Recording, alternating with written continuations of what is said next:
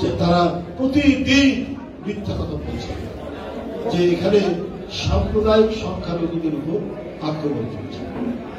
অর্থাৎ এটা তারা একটা উদ্দেশ্য নিয়ে এই কথাগুলো বলছে।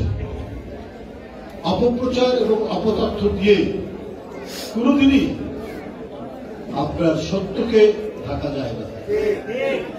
একটা ধূম্রজাল তৈরি করতে পারে, কিন্তু সেই ধূম্রজাল কেটে যাবে। সরকারের একজন উপদেষ্টা তিনি বলেছেন যে বাংলাদেশের রাজনৈতিক দলগুলো আমাদের ব্যর্থ করতে চাচ্ছে। আমার মনে হয় অন্তর্বর্তীকালীন সরকারের একজন উপদেষ্টা এই ধরনের কথা বলা বোধহয় সমীচীন নয়। কারণ যে গণতন্ত্র শেখ হাসিনা আটকে দিয়েছিল, কথা বলার স্বাধীনতা যিনি টুটি চেপে ধরেছিলেন, আইনের শাসনকে যিনি আজিমপুর গোরস্থানে অবরুদ্ধ করেছিলেন, বিচার বিভাগের স্বাধীনতাকে তিনি ভাসিয়ে দিয়েছিলেন বঙ্গোপসাগরে।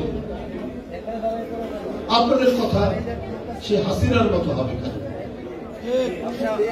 আপনারা গণতন্ত্র পথে যাত্রা যে শুরু করছে বাংলাদেশ, তাতে আপনাকে সহায়তা করবে।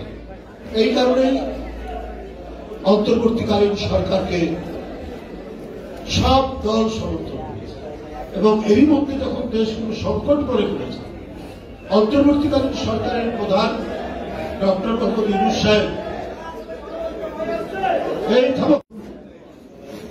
সে অন্তর্বর্তীকালীন সরকারের প্রধান ডক্টর ইউনূস সাহেব সবাইকে ডাক দিয়েছে।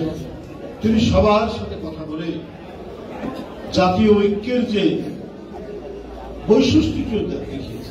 রাজনৈতিক দলগুলো তো একটা সরকারের সমালোচনা করবে, কিন্তু ওই সরকারের রাজনৈতিক দলগুলো বিএনপি সহ অন্যান্য দলগুলো সমর্থন দিয়েছে।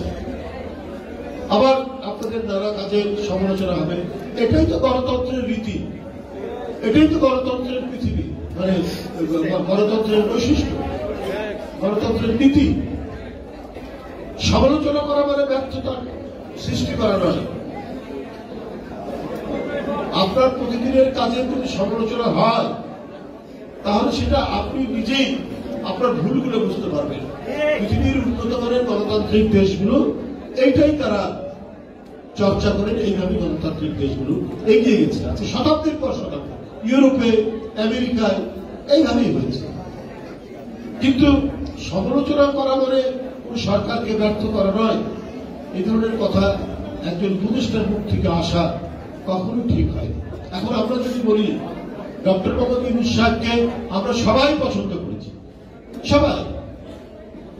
ডক্টর মোহাম্মদ ইউনূস সাহেব তিনি শেখ হাসিনার তারা যেমন বিএনপির নেতা নেত্রীরা অপমানিত হয়েছেন, নির্যাতনের শিকার হয়েছেন, স্বয়ং অত্যন্ত জনপ্রিয় যে নেত্রী, দেশ নেত্রী বেগম খালেদা জিয়াকে আপনার একটি ভাঙা বড় একটি বিল্ডিং এর মধ্যে প্রায় 2.5 বছর আটকে রাখা হয়েছিল।